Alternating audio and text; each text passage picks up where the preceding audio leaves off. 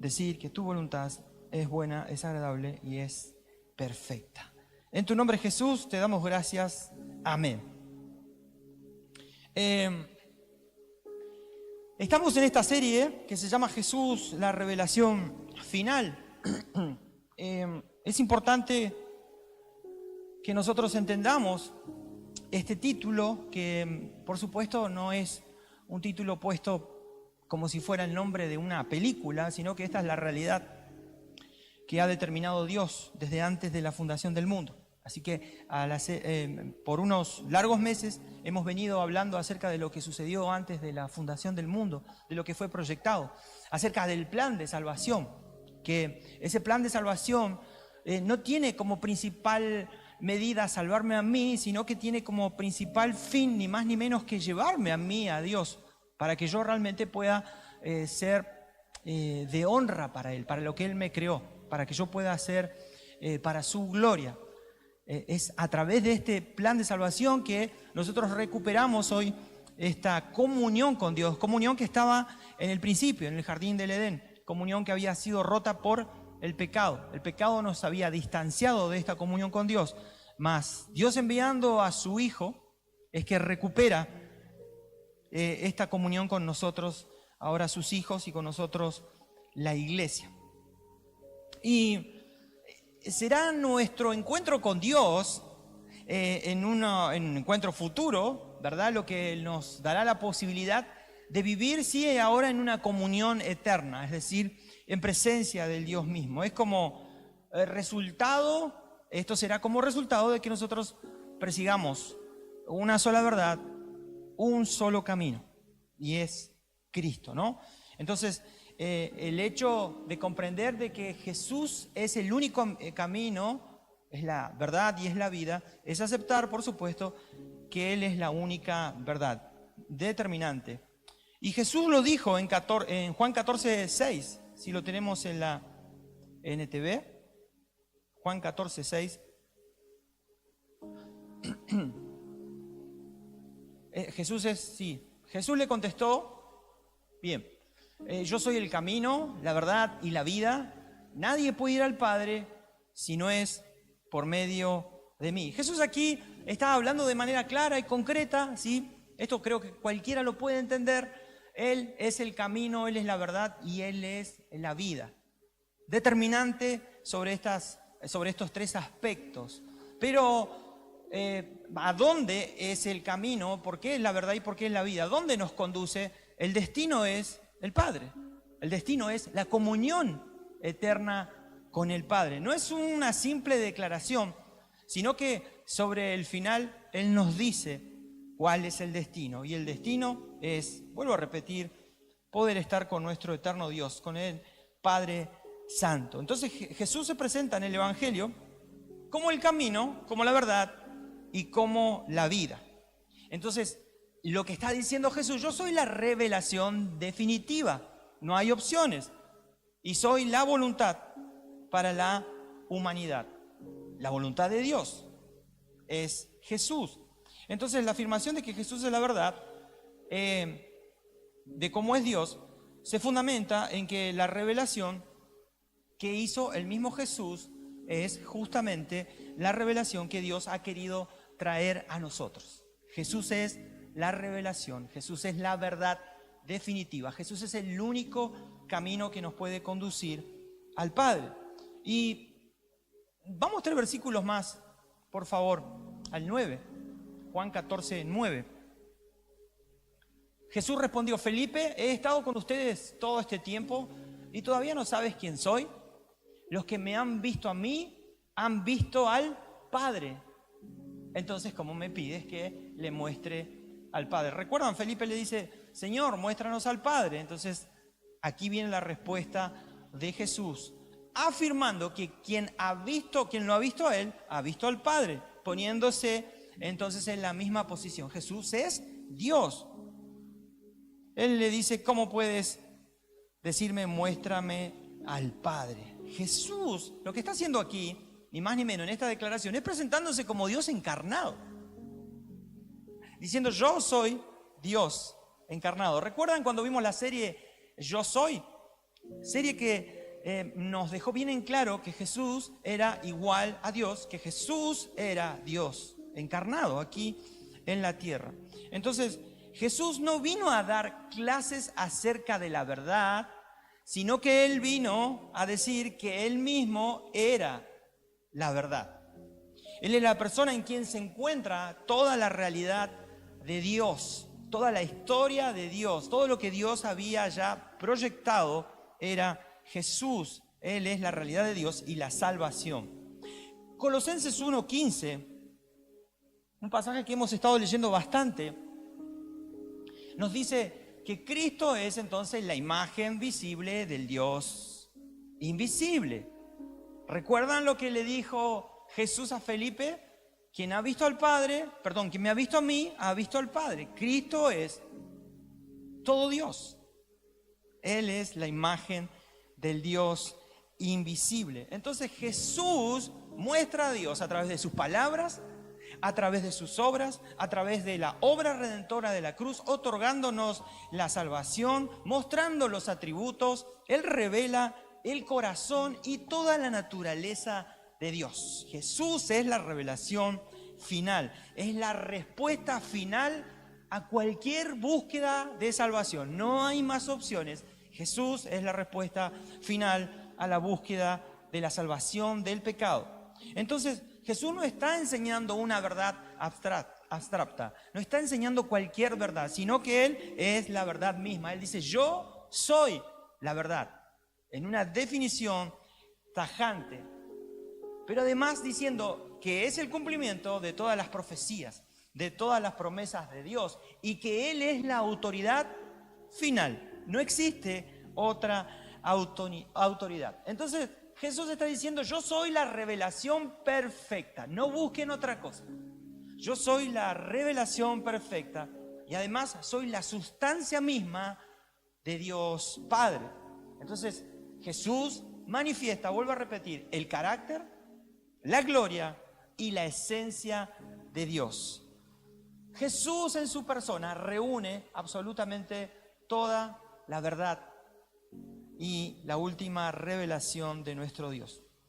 Veíamos en Hebreos 1, que leímos Hebreo 1, del 1 al 3, que todos los profetas que vinieron antes de Jesús anunciaron, y Dios habló a través de ellos. ¿Pero qué anunciaron? Lo pudimos ver a lo largo de las dos prédicas anteriores. ¿Qué anunciaron? Una verdad que se cumpliría, ¿verdad? Eso es lo que anunciaron, una verdad que se cumpliría. Pero Jesús ahora ya se presenta como la concreción de todas esas profecías, esa verdad final que los profetas anunciaron. Juan 1:1 dice así: en el principio existía el Verbo y el Verbo estaba con Dios. Juan 1:1, si lo tenés ahí, en la LBLA, si es que está, y si no, en la Reina Valera, no importa. En el principio existía el Verbo y el Verbo estaba con Dios, entonces, y el Verbo era Dios. Y vamos al versículo 14, porfa. Versículo 14 de Juan 1. Dice, y el Verbo se hizo carne y habitó entre nosotros y vimos su gloria. Gloria como del unigénito del Padre, lleno de gracia y de verdad. Jesús es el Verbo. Él es la palabra de Dios que existía cuando aún nada había sido creado, pero que en un momento de la historia el Verbo se hizo carne y habitó entre nosotros. Y eso posibilitó que viéramos su gloria. Entonces, si Jesús es la palabra, es lo que debemos hablar. Lo que debemos hablar es Cristo. Él es nuestro idioma, ¿no? Recién hablaba con alguien y me decía, qué alegría que nosotros hablemos Cristo en nuestra iglesia. Qué alegría que en nuestra iglesia se predique Cristo y no se prediquen alternativas de un evangelio que nada tiene que ver con lo que Dios quiso revelar en Cristo justamente. Entonces Jesús se convierte en la verdad de todas las profecías. Se convierte en la verdad de las profecías escritas por Moisés en los 5 primeros libros y la verdad que los profetas anunciaban. Vamos a Lucas 24, 44.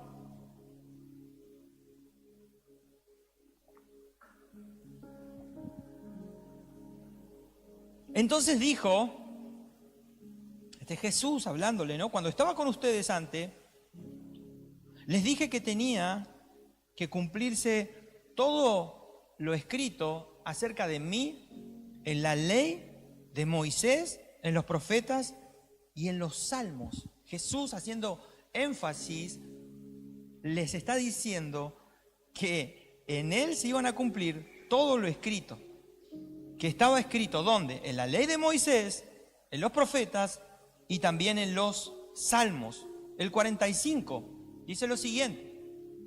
Entonces les abrió la mente para que entendieran las escrituras, para que lo vieran a Cristo en todas las escrituras. Y el 46, hagamos uno más. Y dijo, efectivamente, se escribió hace mucho tiempo que el Mesías debía sufrir, morir y resucitar al tercer día. Y en este mismo pasaje, pero volvamos al 27, Lucas 24, versículo 27, entonces Jesús los guió, dice, por los escritos de Moisés y de todos los profetas, explicándoles lo que las escrituras decían acerca del mismo. Está hablando aquí de los que iban camino a Emaús. Jesús, entonces, es el cumplimiento de todas las profecías, de los libros de la ley y de los profetas. Entonces, si Jesús es la revelación final de Dios, Jesús es también la última palabra y la única verdad. Jesús es la última palabra de Dios y la única verdad. Vamos a la primera imagen, como para recordar un poquito, refrescar un poquito lo que hemos visto. Revelación final. Dios ha comunicado entonces su mensaje de manera definitiva a través de su Hijo, lo que hace innecesarias revelaciones adicionales. Hermanos queridos, tuve una revelación acerca de cómo esta iglesia tenía que crecer. Innecesario. Cuando la Biblia nos habla claramente que ¿quién edifica? ¿Quién edifica la iglesia? Cristo. Cristo la edifica. ¿Qué puedo agregarle yo a eso? ¿Quizás algún nuevo método? ¿Puede ser? ¿Está permitido? Claramente no. Consumado es, Jesús declaró y declara, todo está cumplido en el momento de su muerte, lo que indica que la obra de salvación y el pago por los pecados ha sido completado.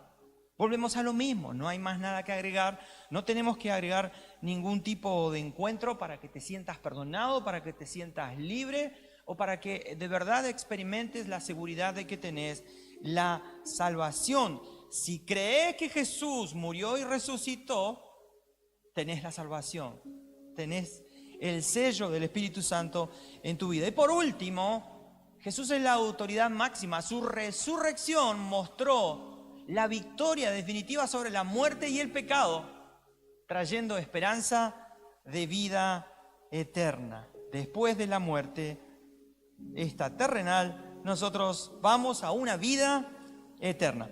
Entonces, esta es una verdad que todo cristiano debe conocer y debe vivir. ¿Para qué? ¿Para qué Jesús además se encargó de dejarnos todas estas recomendaciones y estas verdades? ¿Saben para qué? Para que no seamos engañados. Para que no seamos seducidos por un evangelio que nada tiene que ver con el evangelio del reino. ¿Para qué? Para no sentir que Dios todavía tiene bendiciones que darme o cosas que darme. De esta manera lo hacemos a Dios un Dios deudor. Si Dios todavía tuviera cosas que darme, entonces estamos hablando de un Dios imperfecto. Un Dios que parece que se olvidó de darme algunas cosas. Sin embargo, Él dice, no una, sino varias veces, que Él decidió darme en Cristo todas las cosas, todas. Entonces, ¿qué significa todas en el original griego? ¿Saben qué significa todas en el original griego? Todas. Sí, eso. Ni más ni menos. Entonces, Pablo en un momento ora para que la iglesia de Éfeso viva sobre estas verdades y no se pierda. También lo hizo por la iglesia de Colosa pidiendo por las dos, sabiduría e inteligencia espiritual, para que descansen en las promesas ya realizadas. Efesios 1:16. Efesios 1:16 Dice, no he dejado de dar gracias a Dios por ustedes. Lo dice Pablo esto, entendiendo, por supuesto, que la iglesia de Éfeso estaba firme en la fe. Y los recuerdo constantemente en mis oraciones. El 17 dice, y le pido a Dios, el glorioso Padre de nuestro Señor Jesucristo, que les dé sabiduría espiritual y percepción para que crezcan en el conocimiento de Dios. Muchas cosas para sacar. En principio, Pablo orando por la iglesia, ¿verdad? Qué hermosa oración. Por otro lado, él dejando en claro que la sabiduría espiritual y la percepción es para que puedan conocer ¿en qué? En el conocimiento de Dios. ¿Cuál es el conocimiento? Después Pablo desarrolla un poco más también en Colosenses haciendo esta misma oración. Él dice todo el conocimiento. La medida es todo el conocimiento, es decir, que sean llenos de un gran conocimiento, es decir, tener la mente y el corazón nuestro llenos de la sabiduría de Dios. Y me encanta porque él dice sabiduría espiritual y percepción. Y percepción. ¿Saben? Cuando un cristiano está lleno de Cristo, no hay lugar para otra cosa. No hay lugar para el pecado, no hay lugar para las malas interpretaciones, no hay lugar para los malos pensamientos. Cuando uno está lleno de Cristo, no hay lugar para la ira, no hay lugar para la ansiedad, no hay lugar para la tristeza. Hoy leía en un estado, las luchas que Dios te da es para que vos consigas la paz. Nosotros la paz ya la tenemos, iglesia. En todo caso, en las luchas se evidencia la paz que ya nos habita. No hay nada por lo que yo tenga que luchar. Todo lo ha conseguido Cristo. Si nosotros no entendemos esta verdad, viviremos batallando, viviremos buscando una victoria que ya fue consumada. ¿Qué nos toca a nosotros? Creer y vivir en esta realidad que Dios ya ha dispuesto para nosotros. Entonces, alguien que no está lleno de la palabra de Dios, que no está lleno de la verdad de Dios, es alguien que no es instruido y que puede ser engañado fácilmente. Es inestable y es propenso a ser arrastrado por cualquier viento de doctrina. Efesios 4:14 nos dice lo siguiente: para que ya no seamos niños, otra vez le habla aquí a la iglesia de Éfeso. Efesios 4:14, para que ya no seamos niños sacudidos por las olas y llevados de aquí para allá por todo viento de doctrina. Vuelve a repetir, ¿no? Él está pidiendo en el comienzo por sabiduría e inteligencia espiritual y para que puedan ser llenos del conocimiento de Dios, pero llegado al final de Efesios, él les dice ¿para qué? Para que no sean como niños sacudidos por olas y llevados de aquí para allá por todo viento de doctrina. Había otra verdad que se quería imponer. Había otra revelación que se quería imponer. Dice, y esto es dado por la astucia de los hombres y por las artimañas engañosas del error. El 15, sino que hablando la verdad en amor, crezcamos en todos los aspectos en aquel que es la cabeza, es decir, Cristo. Miren, es una pena que hoy, como prueba de que un líder, un pastor o un cristiano es cristiano, fiel cristiano, dependa, por ejemplo, de la cantidad de seguidores que tiene en su cuenta o en sus perfiles de las redes sociales. Parece que esto garantiza que él es un verdadero cristiano. Ustedes ya saben que es de público conocimiento un debate que se ha planteado, que se ha instalado lamentablemente hoy en la iglesia universal, acerca de un famoso predicador. Y esto ha generado debates. Por un lado, los que defienden a este predicador, pero increíblemente no defienden el Evangelio, no defienden a Cristo, no, defienden una persona, acusando a los que defienden el Evangelio de que son unos religiosos.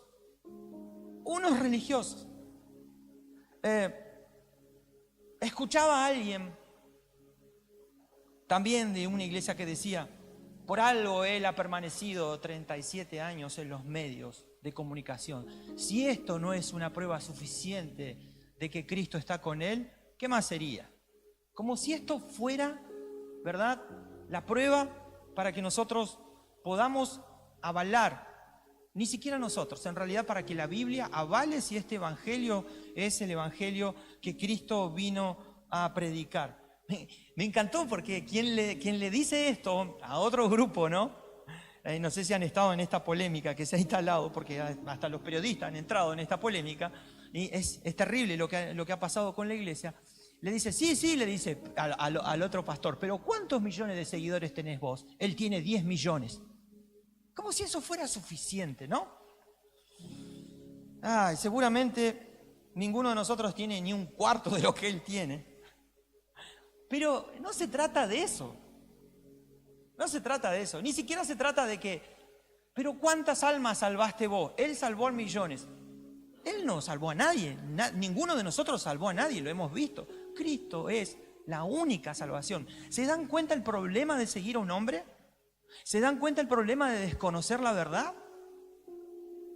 Alinearse atrás de un hombre, ya sea político o lo que sea, siempre traerá como consecuencia devastación espiritual. Entonces, me da hasta tristeza en cómo se terminan algunas discusiones entre cristianos.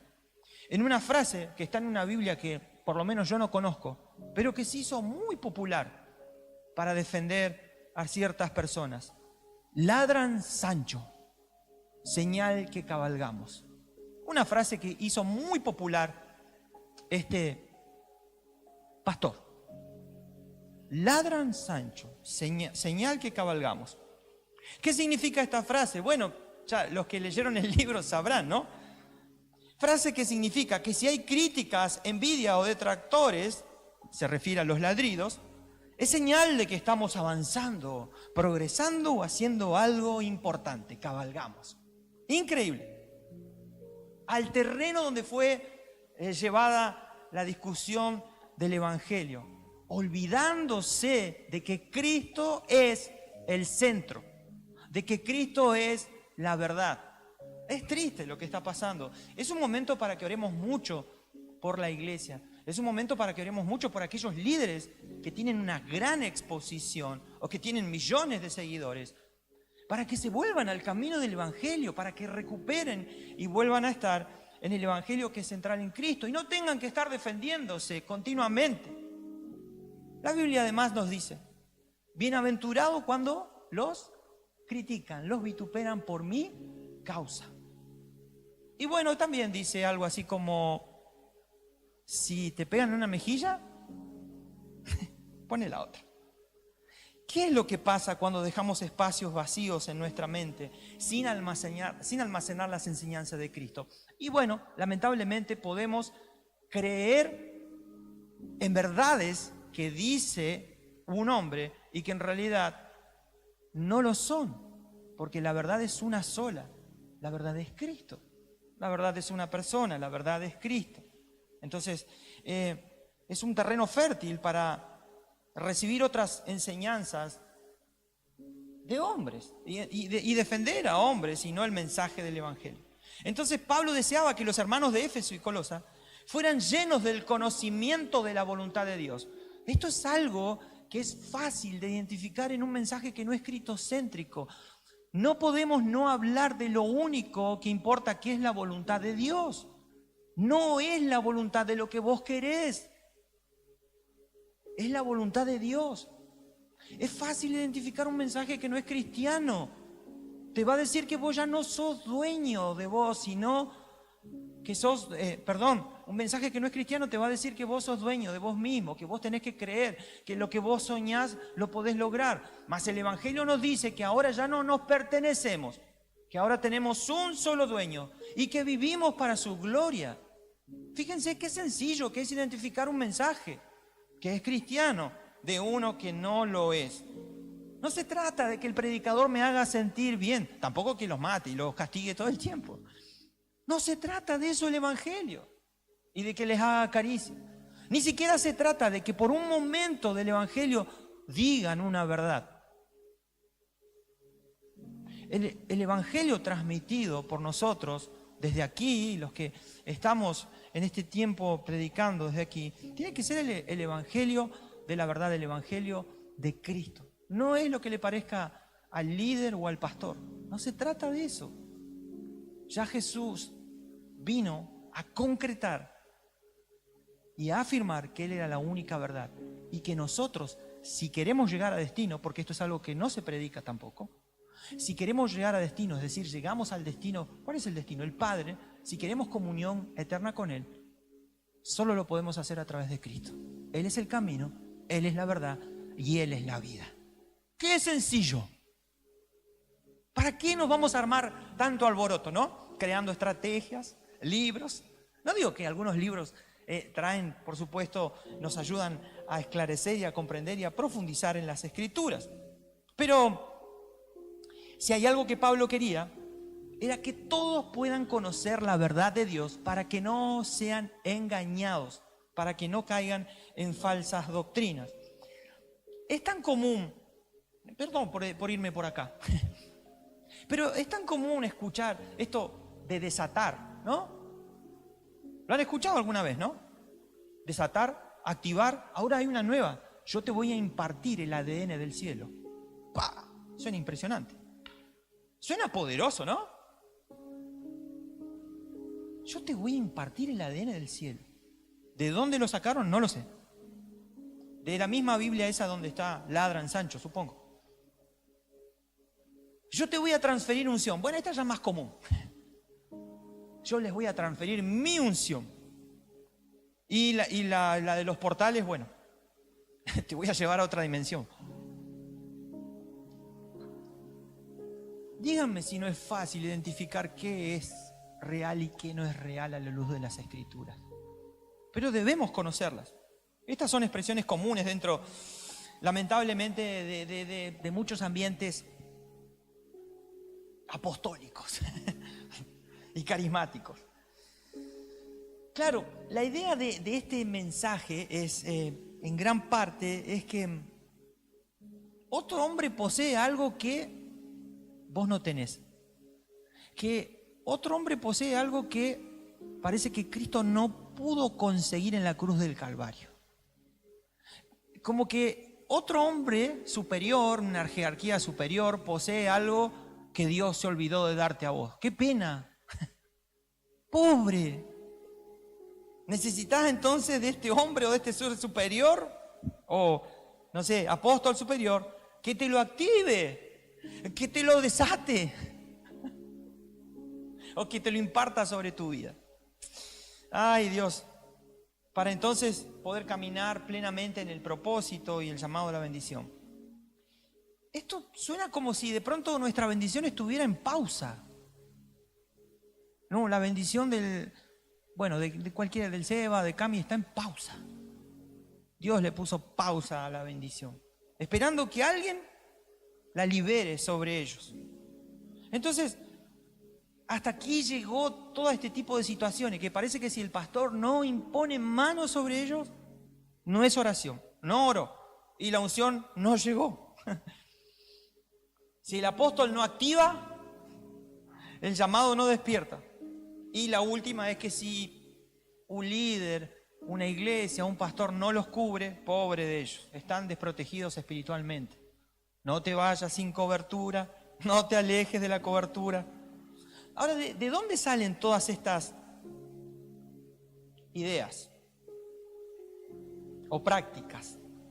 Generalmente de un pasaje que está en el Antiguo Testamento. Nos referimos al Antiguo Pacto, es decir, antes de Cristo, es decir, antes de la revelación final, es decir, antes de que Cristo viniera y dijera yo soy el camino, la verdad y la vida. Es decir, antes de que Hebreo nos diga que a partir de ahora Dios habla a través de Cristo.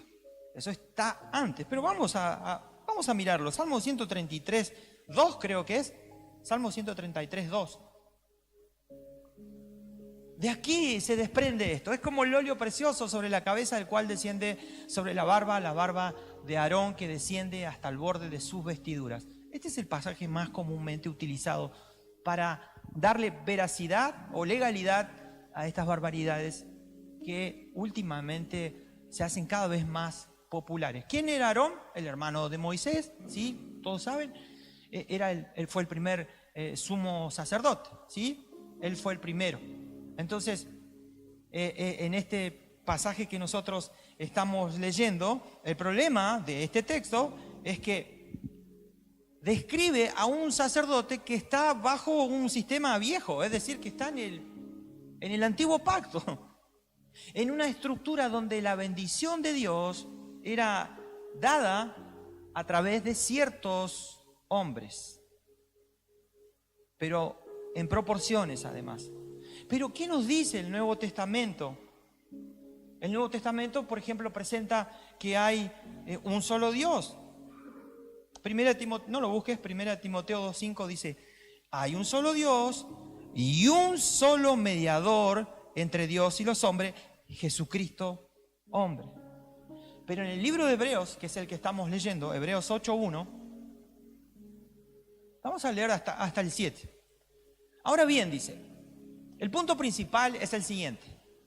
Tenemos un sumo sacerdote, quien se sentó en el lugar de honor. Este es Cristo, a la derecha del trono del Dios majestuoso en el cielo. Sigamos. Allí sirve como ministro en el tabernáculo del cielo, haciendo una diferenciación del tabernáculo que estaba en el antiguo pacto.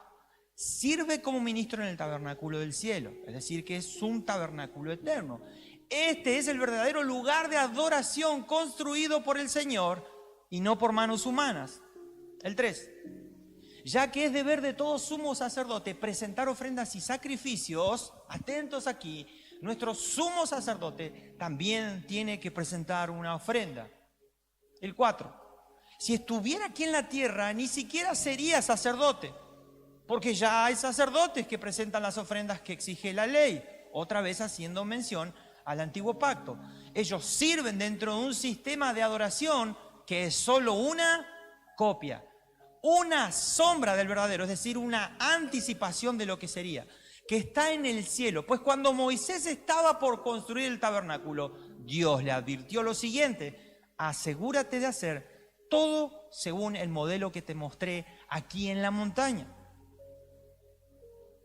Pero ahora Jesús, nuestro sumo sacerdote, se le ha dado un ministerio que es muy superior. ¿A cuál? Al sacerdocio antiguo. Porque Él es mediador a nuestro favor de un mejor pacto con Dios, basado en promesas mejores. Si el primer pacto no hubiera tenido defectos, no habría sido necesario reemplazarlo con un segundo pacto. Qué clara que es la palabra de Dios. Qué clara que es su palabra. Pero vuelvo a repetir, si no hay conocimiento de las Escrituras, lamentablemente podemos caer en falsas doctrinas. Un solo mediador, ¿no? Claro, Cristo no comparte su lugar con ninguna estructura humana, ni con ningún pensamiento humano. Esto significa que no existe ya una jerarquía espiritual donde primero debes pasar por un hombre para poder recibir, ahora sí, todas las bendiciones o el acceso a Dios. Vamos a la siguiente imagen. Voy a ir cerrando porque me pasé un poco, disculpen.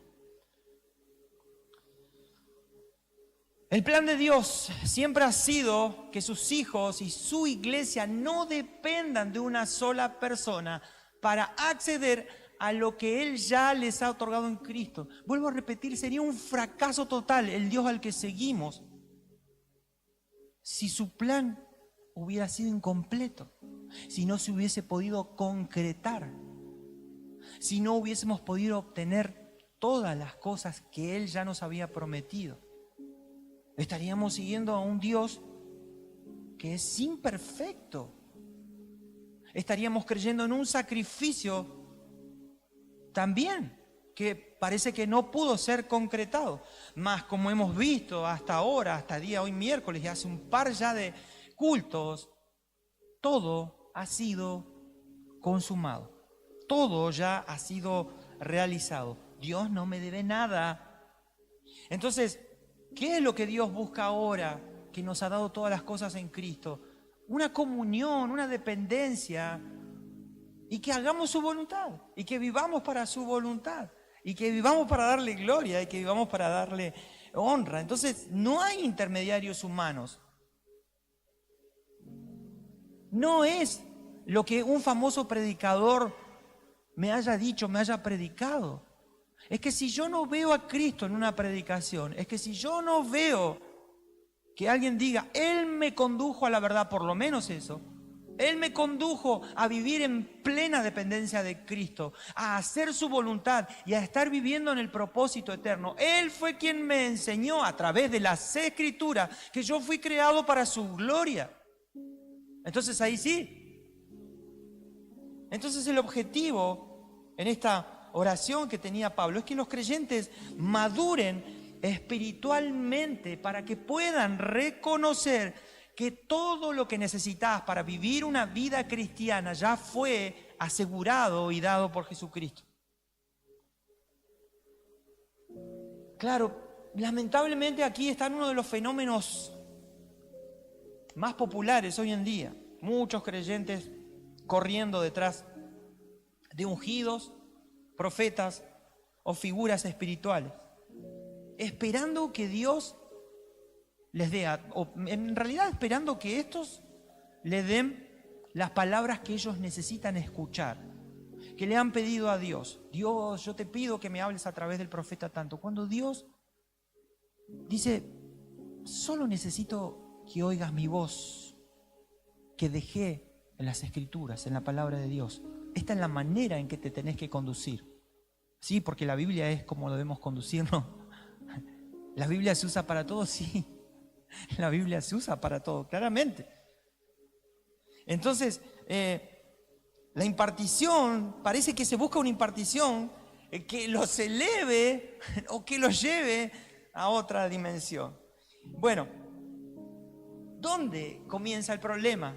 Son dos. Una, o no conocen la verdad, o dos, han dejado de confiar y de descansar en las promesas que Cristo ya consiguió para vos y para mí. Y entonces comienza allí una dependencia de experiencias, ¿verdad? De cómo esté el culto, de cómo esté la alabanza, de cómo haya sido la predicación, si tuvo o no tuvo onda, si se hicieron muchos chistes o no se hicieron muchos chistes, si te reíste, si te divertiste o no te divertiste, si te abrazaron o no te abrazaron, si te saludaron o no te saludaron, si la presencia del Espíritu Santo descendió o no descendió, si hubo manifestaciones o no hubo manifestaciones, si pudiste quebrantarte, llorar o no llorar. Dejan de descansar en Cristo y comienzan a depender de palabras o activaciones externas, ¿no? Para sentirse completos espiritualmente. Bueno, debo decirte algo, y no es nada nuevo. Qué bueno, porque lo que te voy a decir es algo que ya sabes. El Evangelio no presenta al cristiano como alguien incompleto, esperando que otro hombre lo complete. No. Olvídense de eso. En Cristo nosotros somos completos, totalmente. Entonces, es que en Cristo ya fuiste aceptado, en Cristo fuiste perdonado, en Cristo fuiste bendecido. ¿Cuál es entonces? Vamos a hacernos aquí a los líderes, a pastores, los que estamos aquí siempre desde aquí, desde el púlpito, aún los que estamos en la alabanza. El llamado al liderazgo espiritual es ministrar a Cristo. No es ministrar mis ideas o mis canciones, es ministrar a Cristo. Porque no somos una puerta de acceso a Él. Él es la puerta. Él lo es todo. ¿O no, amiga? Nosotros éramos la puerta que rompíamos el cielo, no abríamos el cielo. El equipo de alabanza era madurez espiritual. Llego a la última imagen y cerramos. Entonces la madurez espiritual inicia cuando dejamos de perseguir revelaciones de hombre y comenzamos a descansar en la suficiencia de Cristo. Cristo es suficiente para vos. ¿Necesitas más revelación que Cristo mismo? Creo que ninguno de nosotros, de los que está aquí, lo necesita, pero es tan importante que nosotros aprendamos esta verdad. La verdadera madurez espiritual comienza cuando nosotros dejamos de sentirnos necesitados. Necesito que canten esta adoración.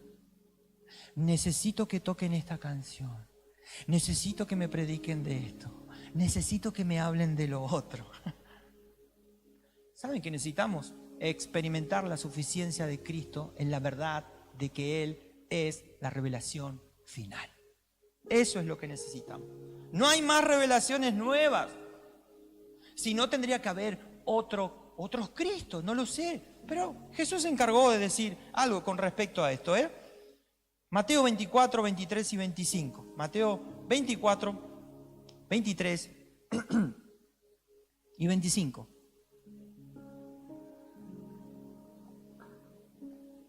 Oh, qué claro que es nuestro Dios. ¿Lo tenés en la NBI? Entonces, si alguien les dice, miren, aquí está el Cristo, es como si, no, este es el Evangelio, no, esta es la verdad. O allí está, no lo crean. 24. Porque surgirán falsos cristos y falsos profetas. Pero presten atención. No, pero si Él ha salvado un montón de almas. Él ha hecho un montón de señales. Ojo, perdónenme, no estoy condenando a nadie. Pero sí podemos, como bien lo dice Pablo en Romanos, juzgar a la luz de las Escrituras. Otro problema, ¿no? No, vos no podés juzgar a la luz de las Escrituras y con la palabra de Dios sí que lo podemos hacer. Es más, Pablo dice que es un deber, si está en medio nuestro, es decir, si está en la iglesia universal. Porque surgirán falsos cristos y falsos profetas que harán grandes señales y milagros para engañar. Dice que harán grandes señales y dice que harán milagros para engañar. De ser posible, para engañar aún a los elegidos. Y el 25, fíjense que se lo he dicho a ustedes de antemano. Me encanta esto. Jesús diciendo, yo les estoy avisando acerca de lo que va a suceder y de lo que va a pasar. Escuchen, escuchen. Están advertidos, estén atentos. Les dije hasta cómo se disfrazarán. Les dije hasta que harán cosas y milagros. Se los dije. Presten atención. Este es el método de evaluación. Cristo es la revelación final y plena y definitiva de Dios, representando la culminación de su proyecto, de su plan de salvación. A través de su vida y muerte y resurrección, entonces Jesús comunica todo lo necesario, todo lo que vos y yo necesitamos. Iglesia, Jesús es la revelación final y no hay nada más que agregar. Solo creo que debemos recordarnos una y otra vez esto, todo lo que recordamos, esta verdad que debe conducir nuestra vida, porque tenemos memoria frágil, nos distraemos, pero me encanta lo que Jesús dice sobre el final, ¿no? Fíjense, que se lo he dicho a ustedes de antemano. Es nuestra responsabilidad crecer en el conocimiento para que sigamos siendo transformados. No nos olvidemos que quien edifica y capacita una iglesia es el mismo Cristo. Amén. Cierra tus ojos y tener una oración ahí personal.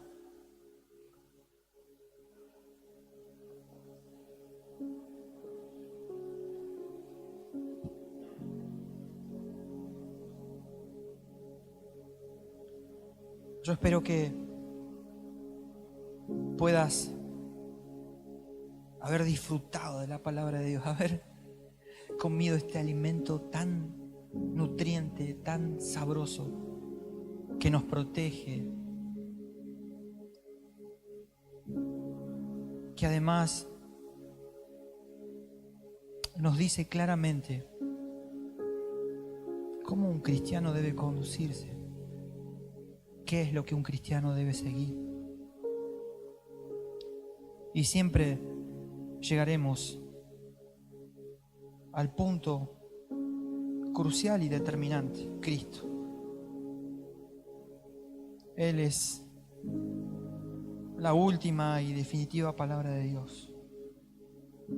Él es la revelación suprema y perfecta del amor y la voluntad de nuestro Padre. ¿Lo creemos? ¿Lo vivimos?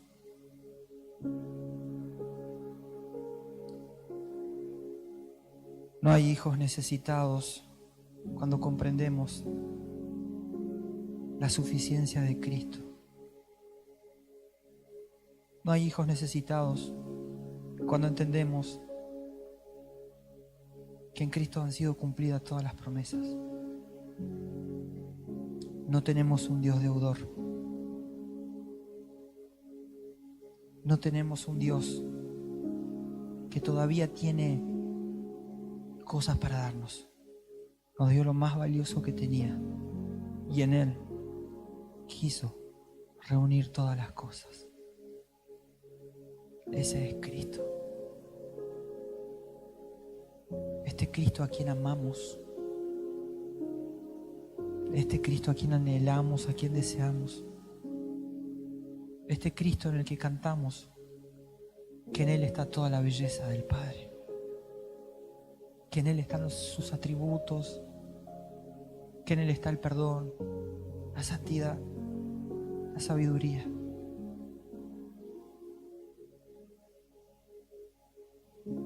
Padre, que nunca tu iglesia, esta iglesia, se desvíe de la verdad central que es Cristo. Que nunca esta iglesia se desvíe de la única voluntad que debemos perseguir, que es la tuya, Señor. Que esta iglesia nunca se olvide de que fuimos creados para un solo propósito. Que fuimos creados para vos. Que fuimos creados para darte gloria. Que ninguno de nuestros hermanos se confunda. Que ninguno de nuestros hermanos busque otras revelaciones. Que ninguno de nuestros hermanos busque imparticiones o empoderamientos.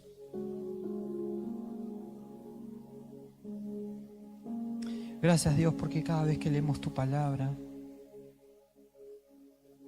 es impactante cómo nos hablas.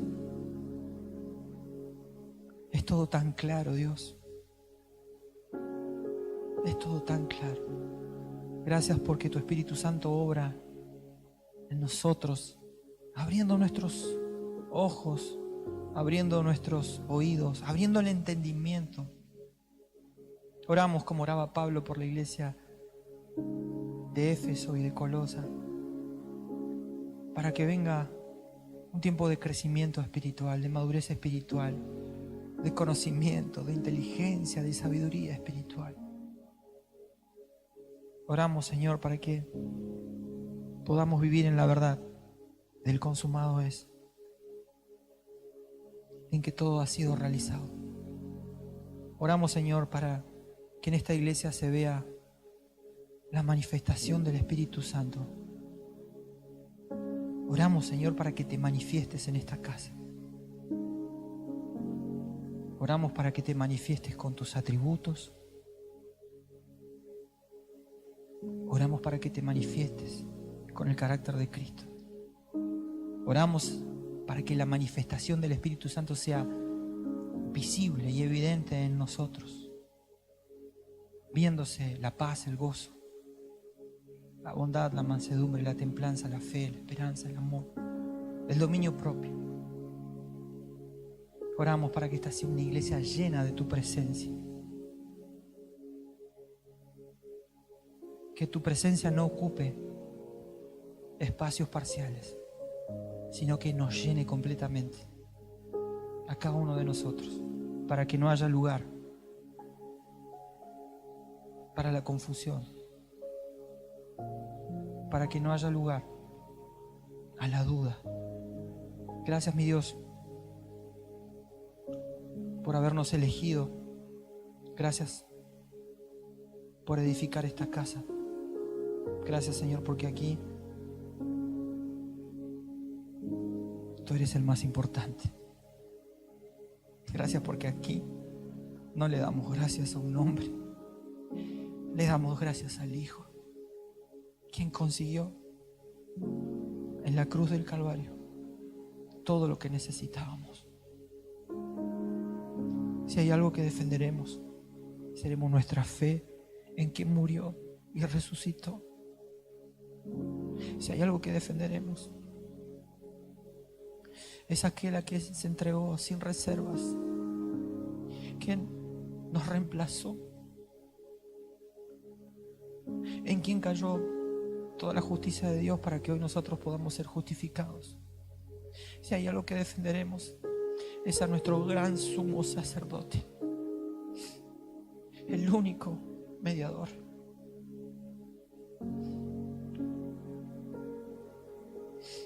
Gracias, mi Dios. Queremos seguir creciendo, queremos seguir madurando espiritualmente, queremos cada día ir de gloria en gloria, queremos cada día crecer más a la estatura de Cristo. En tu nombre, Jesús, toda la gloria, toda la honra sean para ti, nuestro Dios. Amén y amén.